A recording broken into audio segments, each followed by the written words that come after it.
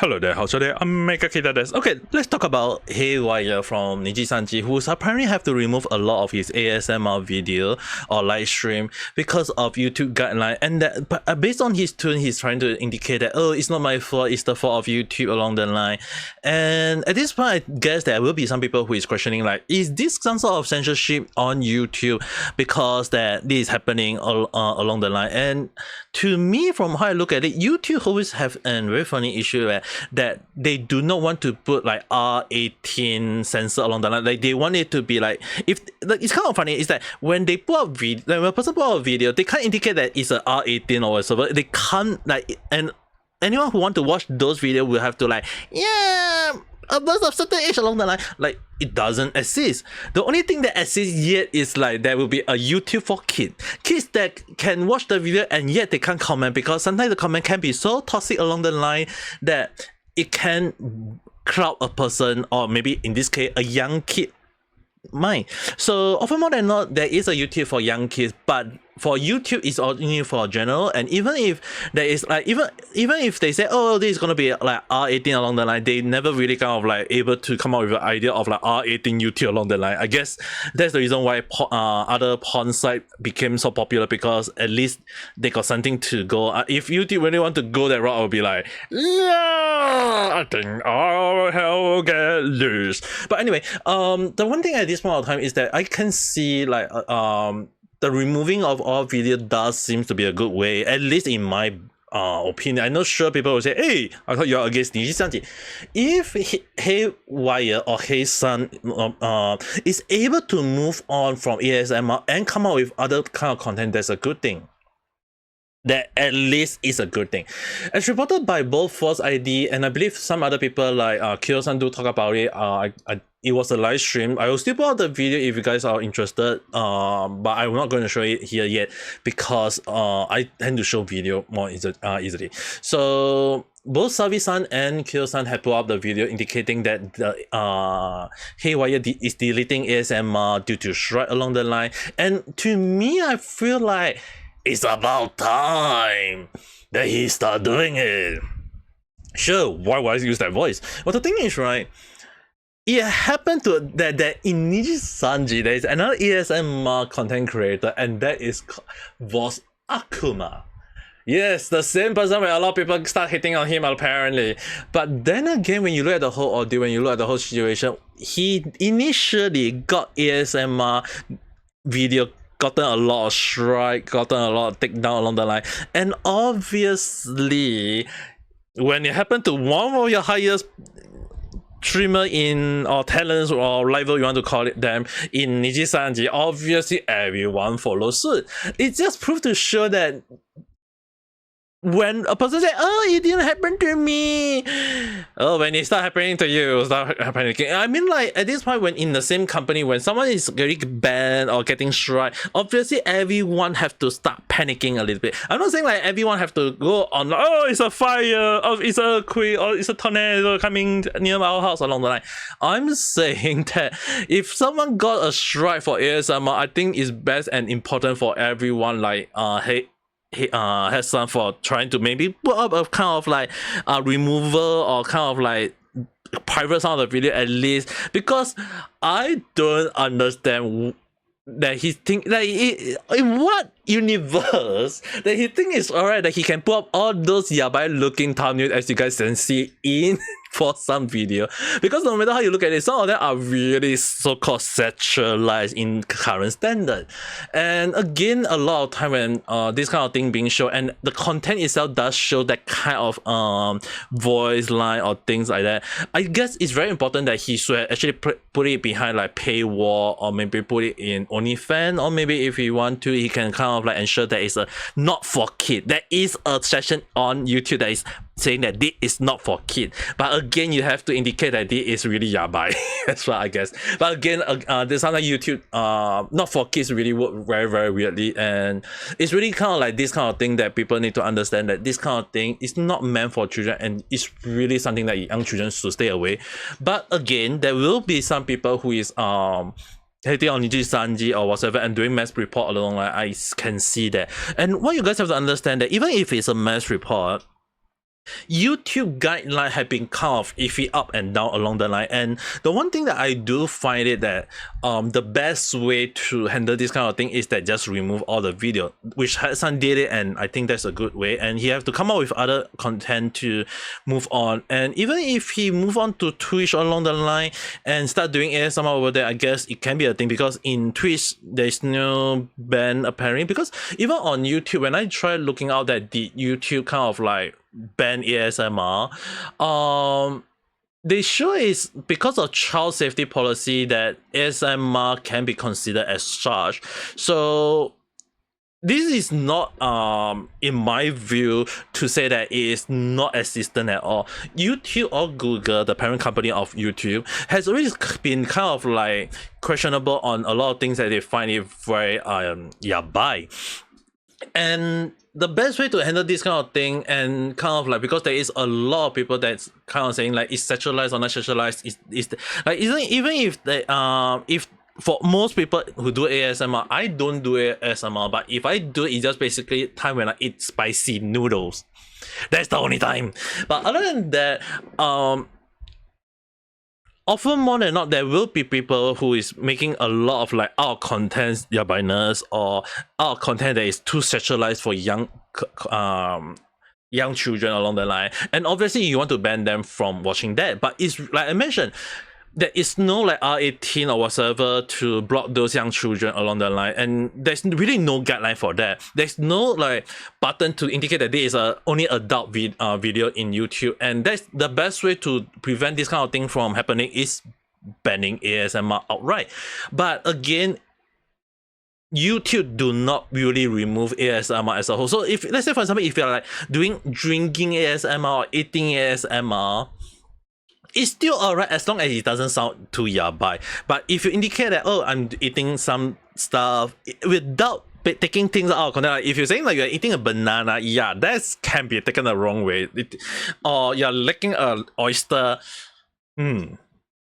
So at this point in time, not putting out too much content. It's just that sometimes some stuff can be taken the wrong route, and obviously there is a form of censorship, and YouTube has always been very straightforward on this kind of content. And it's always like I remember when I see like YouTube, when there's a lot of yabai video on YouTube, but they start removing all of them because they want to stay away from that kind of thing, and that's kind of like give birth to site like the S side, not the Twitter one, but the porn site.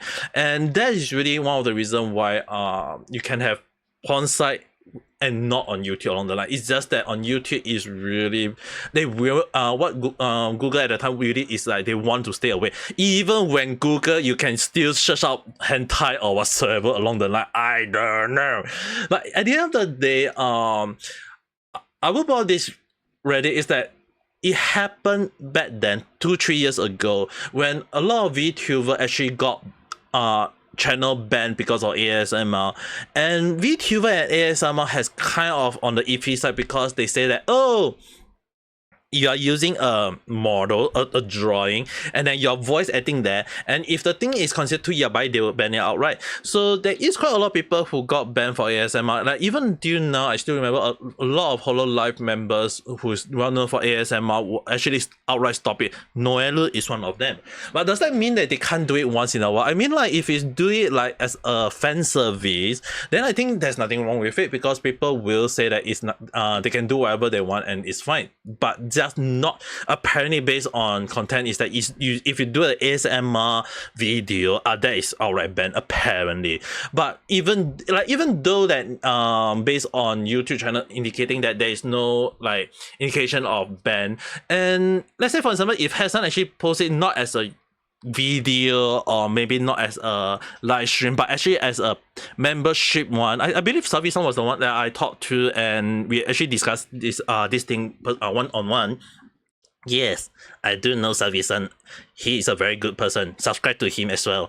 So in regard is that if he did it behind a membership only, yeah, I can see that it being a fine thing, because there is no outright saying that you can't do it, and you're being pay to do it, and I think it's something like people who want it to watch it, especially young kids who don't have the money to do so, should not be able to have access to that, and it should be fine. But then again, young children nowadays are so clever that they can able to take the money out of their parents without the parents knowing. So again, take it with a pinch of salt that even at that time, it can still not work. No solution is the perfect one, like I mentioned, unless there is an indication on YouTube to indicate that, hey, we want to ensure that some content are above 18 and that we want to add in a new content indicating that if you're doing ASMR, sure, you can do it. Just make sure that it's labeled R18. So on YouTube, when you do upload a video, there is indication that it's meant for kids and then meant for not for kids. The not for kids, right? The issue on that is that even young kids can still watch it. It's really weird because even if they say, oh, not for kids and not for kids, right? For kids is everyone can watch it. Not for kids, everyone still can watch it. It's just that when people access to YouTube for kids, right, they are able to access to those kind of videos, and obviously it can be very iffy. The system is not perfect. I think that's the best way. The thing is that for me, I give my suggestion to YouTube. Do they understand that or not? I do not know, but I think I can still also understand from YouTube side is that it's not a very easy system to work on, and having this kind of thing do solve the ASMR in many ways, and maybe some of the content in many ways. Like even if indication that it is not for, like even if they indicate that really not for kid along the line or R18 along the line, but then again, putting up R18 will also, like I mentioned, it will remove the floodgate they're trying to prevent last time, is that putting up yabai stuff with adult stuff, and that will again, I mentioned, work in a very harsh way. So at this point, I think the best way to go about SMR, it would be going to maybe some other platform to do that kind of thing, or maybe just stop it as a whole. What Hex did is, I still have to give credit where credit are due, is that he had did the right way by removing all the video and moving on to Twitch to do that kind of thing, or any other platform that allow ASMR, even OnlyFans. But then again, it's really what a lot of people need to understand, that sometimes some stuff, when people put up a guideline and we have to adapt to it, even if we hate the guideline. That's how things work. And I don't want to beat him down anymore, because the thing is, right, when you happen to vote Akuma, then a lot of ASMR video should be removed. Like the management of Nijisanji should really make the effort to inform every of their liver that, hey, let's remove, like, it's not like showing favoritism. It's like if it happened to one of the talents, it may happen to any other talents. And then if I'm the one working in Nijisanji, I'll be like, hey, yeah, this thing happened to one of the talents. All right, every talent, let's do the same thing. Let's remove it to prevent you from having the same thing again, to having this kind of happening again. But apparently somehow there is no one doing this kind of thing, and they say that, oh, it didn't happen to you, it should be fine doing it. Yeah, sooner or later it will come back and bite you in the butt. So often more than not, I think the best way for all Nijisanji at this point is that if you want to do ASMR, make sure to do it not in YouTube, or even in best, if you want to show like maybe a little bit of fan service, like, oh hey, very nice along the line, yeah, go ahead, not stopping you.